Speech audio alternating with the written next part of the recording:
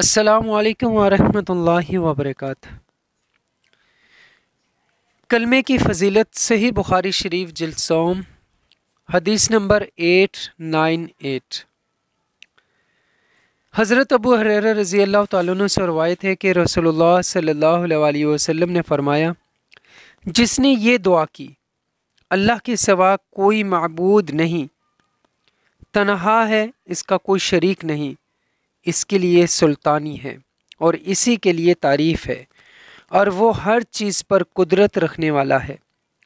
دن میں اس کلمے کو جو 100 مرتبہ پڑھے، اسے 10 غلام کو آزاد کرنے کا ثواب ملے گا، اور اس کے لیے 100 نیکیاں اللہ سبحانہ و تعالیٰ اس کے اعمال نامے میں لکھ دیں گے، اور اس کی 100 برائیاں مٹ جائیں گی، اور اسے اس دن اللہ تعالیٰ شیطان کے شر سے محفوظ رکھے گا۔